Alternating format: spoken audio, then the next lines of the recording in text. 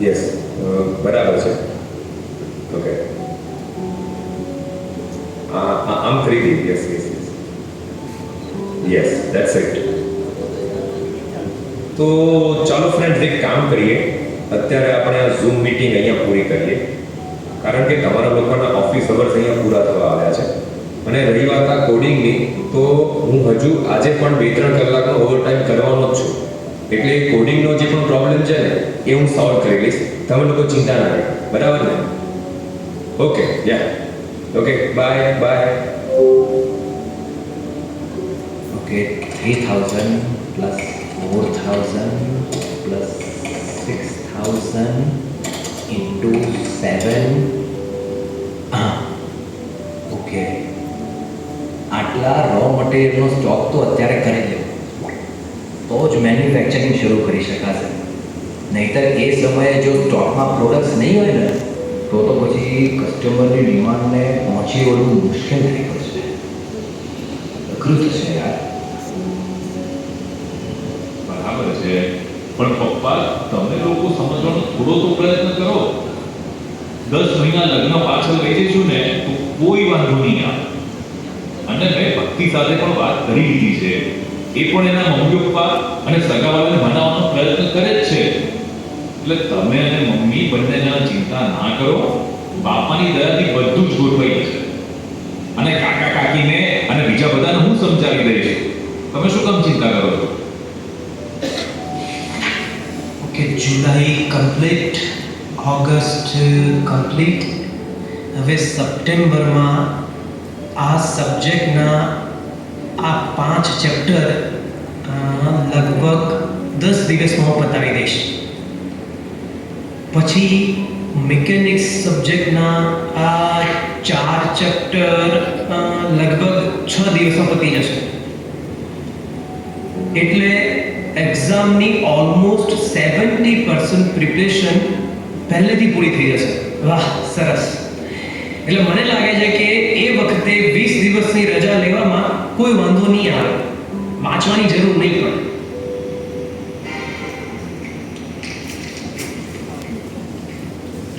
જય સ્વામિનારાયણ મિત્રો. મારું નામ છે પવન અને આ છે અમારો ફ્લેટ, જ્યાં અમે 5 જણા પીજી તરીકે રહીએ છીએ, એટલે કે ભાડે રહીએ છીએ. પહેલા અમારા 5નો તમને ટૂંકમાં, એટલે કે એકદમ ટૂંકમાં પરિચય કરાવ્યો. પેલું લેપટોપ લઈને બેઠો છે ને, એ છે હાર્દિક. આઈટી કંપનીમાં ડેવલપર તરીકે જોબ કરે છે. પછી એની બાજુમાં જે કેલ્ક્યુલેટર પર ગણતરીઓ કરવામાં બીજી છે ને, એ છે જય. એણે હમણાં જ 1 વર્ષ પહેલા પોતાનું એક સ્ટાર્ટઅપ શરૂ કર્યું છે, મેન્સ વેર. પણ 1 જ વર્ષમાં એની પ્રોડક્ટની ડિમાન્ડ સખત વધી ગઈ છે. પછી આ બેઠો છે ને, એ જે દેવ, એ મલ્ટીનેશનલ કંપનીમાં જોબ કરે છે અને સાથે સાથે અત્યારે એના લગ્નની તૈયારીઓ પણ કરે છે. અને આ જે અમારામાં સૌથી જુનિયર નયન ધ આઈન્સ્ટાઈન, એન્જિનિયરિંગમાં ભણે છે, પણ એનું મગજ આઈન્સ્ટાઈન જેવું જોરદાર છે. એટલે અમે બધા એને આઈન્સ્ટાઈન કહીને જ બોલાવીએ છીએ. અને રહી વાત મારી, તો મારું નામ તો મેં તમને કહી દીધું છે, પવન. અને હવે કામમાં હું એક એવું કામ કરું છું કે જે કામથી લોકો બહુ કંટાળી જાય છે, પણ હું એ કામ એકદમ દિલથી અને પૂરી મહેનત સાથે કરું છું. અને એ કામ છે નોકરી શોધવાનું. હા, છેલ્લા 1 વર્ષથી હું નોકરી જ શોધ્યા કરું છું, પણ ક્યાંય મારો મેળ પડતો જ નથી. હશે પેલી કહેવત છે ને કે સમય કરતા પહેલા અને નસીબમાં લખ્યા કરતા વધારે ક્યારેય કોઈને મળતું નથી. એટલે આપણો સમય આવશે ત્યારે આપોઆપ જોબ મળી જશે. એટલે આપણે ફળની આશા કર્યા વગર બિંદાસ થઈને મહેનત કરે રાખીએ છીએ, કરે રાખીએ છીએ. જે થવાનું હશે એ થશે.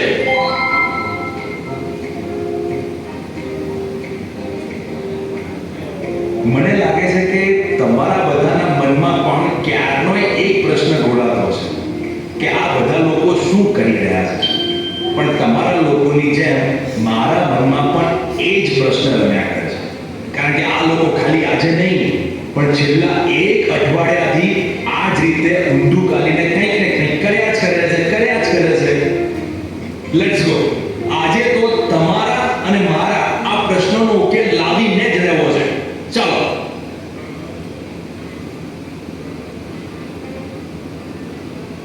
કેમ ભાઈ હાર્દિક, આ છેલ્લા અઠવાડિયાથી જોબમાં આટલો બધો ઓવરટાઈમ કેમ કરે છે?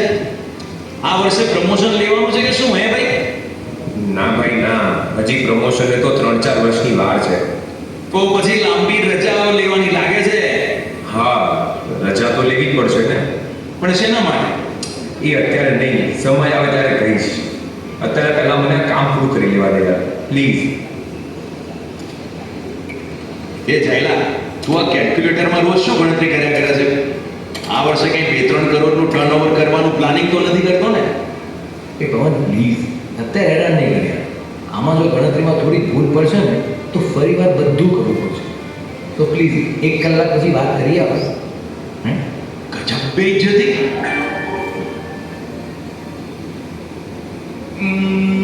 દેવ, શું વાત છે ભાઈ? હા, વરરાજા સાહેબ તો લગ્નની તૈયારી કરે છે ને કઈ? તૈયારી નથી કરતો, લગ્નને પોસ્ટપોન કરવાની માથાકૂટ કરું છું. છેલ્લા 1 અઠવાડિયાથી મમ્મી પપ્પાને અને બીજા બધાને સમજાવવામાં મારું મગજ બેર મારી ગયું છે, બેર. અરે પણ લગ્ન કેમ પોસ્ટપોન કરવા હતા? એ બધું પછી જણાવીશ. અત્યારે પેલા કાકા કાકી સાથે વિડીયો કોલ પર વાત કરવાની છે, એમને મનાવવાના છે. કમાલ છે યાર, કોઈ સરખો જવાબ જ આપતો નથી. કઈ વાંધો નહીં. ચાલો નયન નયન બેટા, શું ચાલે છે અત્યારે? પવનભાઈ, આ એક્ઝામની પ્રિપરેશન માટેનું ટાઈમ ટેબલ બનાવું છું. ઓ ભાઈ, પણ એક્ઝામને તો હજી 4 મહિનાની વાત છે. દિવાળી પછી તારી એક્ઝામ છે. અત્યારથી ટાઈમ ટેબલ બનાવે છે? અત્યારથી બનાવીશ તો જ એ વખતે વાંધો નહીં આવે. કયા વખતે? પવનભાઈ, પહેલા હું આ ટાઈમ ટેબલ બનાવી લઉં, પછી વાત કરીએ તો ચાલે.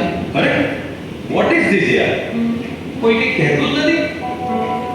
सब लोग बेइज्जती पे बेइज्जती ही किए जा रहे हैं. कैसे कैसे लोग रहते हैं यहाँ पर? મને લાગે છે કે ઘી સીધી આંગળીએ નહીં નીકળે. આંગળી વાકી કરવી જ પડશે. એ ભાઈ મારું કેલ્ક્યુલેટર ક્યાં ભાઈ? લા અરે મારું લેપટોપ લા એવી ફોન આ મારો મોંઘો આઈફોન છે. ઓ અરે પવન બુક્સ કે લઈ જાય છે? અરે પવન, આવી મસ્તી ના હોય યાર. નીચે પડશે તો તૂટી જશે યાર બધાની વસ્તુઓ. પ્લીઝ યાર, વસ્તુઓ પાછી આપી અમારી યાર. ના ના ના ના ના ના ના, એ એવું કઈ ના જાણો. ના અરે યાર, તો સમજ તો કરો. ના, જો અત્યારે તમે બધા મને સાચે સાચું નહીં કહો ને તો આ બધું જ હું બાલ્કનીમાંથી નીચે ફેંકી દઈશ. એટલે સૌથી પહેલા બોલો તમે બધા કે આટલી બધી એડવાન્સ તૈયારીઓ શેની ચાલી રહી છે? અરે ભાઈ, સમયનું આયોજન કરીએ છીએ. ઓ આયોજન વાળી, મને મામું બનાવો છો? સાચે સાચું બોલો, શેની તૈયારીઓ ચાલે છે? હે? અમે લોકો અમારા જીવનની એક સુવર્ણ તક ઝડપી લેવા માટે અત્યારથી જ એડવાન્સ પ્લાનિંગ કરી રહ્યા છીએ. અરે ઓ ભાઈ, આ વાતને ગોળ ગોળ ફેરવ્યા કરતા સીધે સીધું કહો ને કે શું કરો છો? ઓકે, તો સાંભળ. પહેલા એક કામ કર, પહેલા આ બધાની વસ્તુઓ પાછી આપી દે. ઓકે ઠીક છે, પણ જો પછી ચીટિંગ કરી છે ને તો હા ધ્યાન રાખજો. ઓકે, લે આજે તારું લેપટોપ, દેવ તારો ફોન, મેં તારી બુક્સ અને જય આ તારું કેલ્ક્યુલેટર. લે. Very good boy. હવે સાંભળ, તને ખબર છે ને કે અત્યારે સુરતમાં અક્ષરધામનું નિર્માણ કાર્ય ચાલી રહ્યું છે? એ તો આખી દુનિયાને ખબર છે. તો એ અક્ષરધામમાં સેવા કરવા જવાનું થાય ત્યારે અમારી પાસે સેવા ન કરવાનું એક પણ બહાનું બાકી ના રહે ને, એના માટે અમે લોકો અત્યારથી પ્લાનિંગ કરીએ છીએ. ઓહો, આઈ સી. એટલે આ overtime, stock collection, time table બનાવવાનું, લગ્નને પોસ્ટપોન કરવાનું, એ બધું સેવામાં જવા માટે છે એમ? હા, એના માટે જ છે. અલા પણ અક્ષરધામની સેવાની તારીખો હજી ક્યાં આવી જ છે?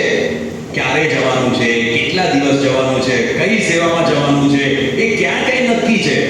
તો પછી અત્યારથી આટલી બધી ઉતાવળ શું કામ કરવાની? તારીખો નક્કી નથી થઈ એટલે જ તો અત્યારથી તૈયારીઓ કરવી પડે ને ભાઈ.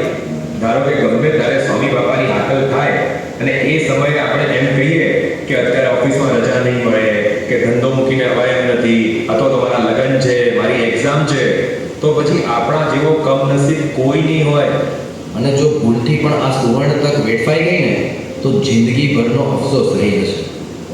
ને પવનભાઈ, મને તો લાગે છે કે અક્ષરધામના ઉદ્ઘાટન વખતે ચાલુ સેમેસ્ટરમાં કોલેજમાંથી મારે રજા લેવી ને એ અઘરી પડશે. પણ એટલે મેં તો નક્કી કર્યું છે કે દિવાળીના વેકેશનમાં જ હું સેવા માટે જઈ આવીશ. પણ દિવાળી પછી તરત જ મારી એક્ઝામ છે, એટલે તેની તૈયારીઓ જો હું અત્યારથી કરી લઉં ને તો પછી દિવાળી વેકેશનમાં વાંચવા માટે મારે રોકાવાની જરૂર નહીં પડે. એટલે એ વખતે હું નિરાતે 20-25 દિવસ માટે અક્ષરધામની સેવામાં જઈ શકીશ. Very good planning. સરસ. હું પણ મારા મમ્મી પપ્પાને એ જ સમજાવતો હતો કે સુરત અક્ષરધામનો સમય પૂરો થાય પછી જ લગ્નની તૈયારીઓ શરૂ કરવી છે. નહીંતર પછી શું થાય કે લગ્નની તૈયારીઓમાં આ અક્ષરધામની સેવામાં જવાનું રહી જાય. અને પવન, હું પણ એટલે જ અત્યારથી રોજ 2-2 કલાક ઓવરટાઈમ કરીને મારા બધા જ પ્રોજેક્ટ સમય પહેલા પૂરા કરી દેવા માંગુ છું, જેથી ગમે ત્યારે મારે 20 દિવસની રજાઓ જોઈતી હોય ને તો મારા બોસ મને ના પાડી શકે. ઓકે. અને મેં તો નક્કી કર્યું છે કે મારી સાથે સાથે મારે તો મારી ફેક્ટરીના 20 કારીગરોને પણ ચાલુ પગારે અક્ષરધામની સેવામાં લઈ જવા છે. એટલે એ 20 દિવસોમાં મારા ગ્રાહકોને અમારી પ્રોડક્ટ્સની કોઈ ખેંચ ઊભી ના થાય ને એના માટે અત્યારથી જ મેન્યુફેક્ચરિંગ કરી અને પ્રોડક્ટ્સનો સ્ટોક ભરી દેવો છે. વાહ, અદ્ભુત. માનવું પડે. તમારા બધાના પ્રશ્નો અલગ અલગ છે, પણ તમારા બધાનો સંકલ્પ એક જ છે કે ગમે તે ભોગે અક્ષરધામની સેવા કરવી જ છે. પણ તમે લોકો મને એક વાત એ સમજાવો કે ધારો કે તમે લોકો અક્ષરધામની સેવામાં નહીં જાઓ તો શું થઈ જશે? શું થઈ જશે? અરે ભાઈ, સત્પુરુષનો રાજીપો જતો રહેશે. પણ સત્પુરુષનો રાજીપો ખાલી અક્ષરધામની સેવામાં થોડો છે. આપણે બીજી બધી આજ્ઞાઓ પણ પાડીને એમને રાજી તો કરી શકીએ છીએ ને. પવન, જેમ આપણને બધાને પૈસા કમાવામાં સંતોષ નથી થતો, જેટલા કમાઈએ એટલા ઓછા જ પડે છે, એમ આ રાજીપાની કમાણી કરવામાં પણ ક્યારેય સંતોષ ના જ થવો જોઈએ. ગમે ત્યારે ગમે તે રીતે પણ જો સત્પુરુષનો રાજીપો મળતો હોય ને તો તેની કમાણી કરી દેવી જોઈએ. હા, રાજીપામાં ક્યારેય સેચ્યુએશન પોઈન્ટ આવવો જ ના જોઈએ. એટલે ખરો સત્સંગી તો એને જ કહેવાય કે જે સત્પુરુષના મુખમાંથી શબ્દ નીકળે અને એને અધ્ધર ઝીલી લે. અને પવન, સમય અને તક ક્યારેય કોઈની રાહ જોતા નથી. એને તો જે ઝડપી લે એ માલામાલ અને જે જવા દે એ ઠંઠન ગોપાલ. હવે તું જ વિચાર કર કે જ્યારે ગાંધીનગરનું અક્ષરધામ બન્યું ત્યારે આપણે સેવામાં નહોતા થઈ શક્યા, કારણ કે ત્યારે આપણામાંથી કોઈ જન્મ્યું પણ નહોતું. પછી દિલ્હીનું અક્ષરધામ બન્યું ત્યારે તો આપણે બહુ નાના હતા. અરે, હું તો ત્યારે પણ જન્મ્યો નહોતો. હા, બરાબર છે. અને જ્યારે રોબિન્સવિલનું અક્ષરધામ બન્યું ત્યારે આપણે સેવા કરવા માટે છેક અમેરિકા જઈ શકીએ એવી કોઈ પોસિબિલિટી નહોતી. પણ અત્યારે જ્યારે આપણા જ ભારતમાં ગુજરાતના સુરત શહેરમાં અક્ષરધામ બની રહ્યું છે, તે વખતે પણ જો આપણે કોઈ કારણોસર સેવા કરવા ના જઈ શકીએ તો પછી આપણા જેવો અભાગ્યો કોઈ નહીં હોય. અરે અભાગ્યો નહીં, આપણા જેવો મૂર્ખો કોઈ નહીં હોય. જુઓ, એક આ પત્ર તને બતાવો, એક રૂબડ.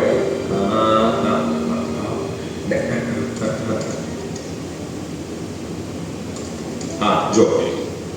આ સેવા અક્ષરધામનું ઉત્પાદન અત્યારે મારા સ્વામી અને ગુરુ પરંપરાની કૃપાથી સુરતના અક્ષરધામનું કામ ધમધોકાર ચાલી રહ્યું છે.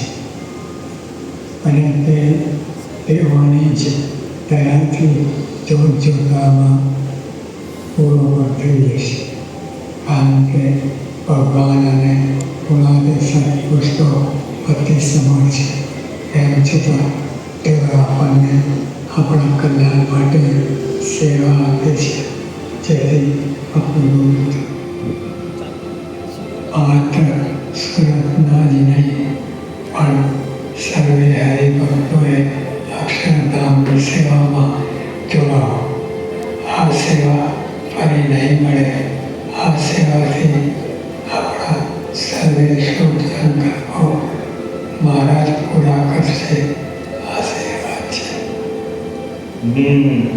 બરાબર છે દોસ્ત. પવન બધું જ કે દોસ્ત, આપણા ગુરુએ લખેલો આ પત્ર વાંચ્યા પછી પણ આપણાથી સેવા કરવા ગયા વગર રહી શકાય ખરું? હે?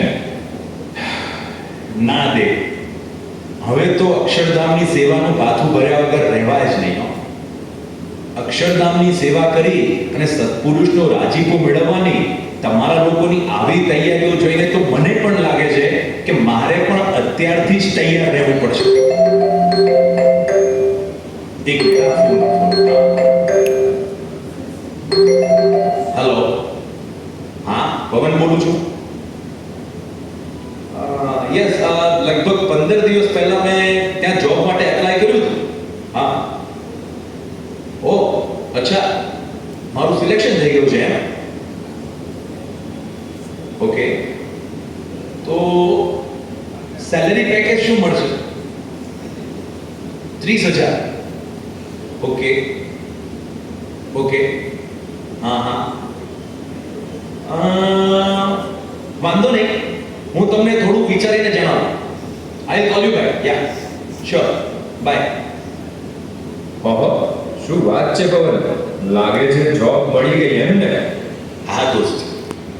હા, પરંતુ એક વાતનું ધ્યાન રાખજે કે આ કંપનીમાં જોબ શરૂ કરતા પહેલા એ લોકોને એ વાત કરી રાખજે કે ગમે ત્યારે અક્ષરધામની સેવા માટે 20 દિવસની રજા તારે જોઈશે, અને એ રજા તને આપે, નહીતર પાછું કે હાર્દિક, તમારા બધાના પ્રશ્નો જોઈને મને એવું લાગે છે કે અત્યારે મારે આ બધી જાગવામાં પડવું જ નથી.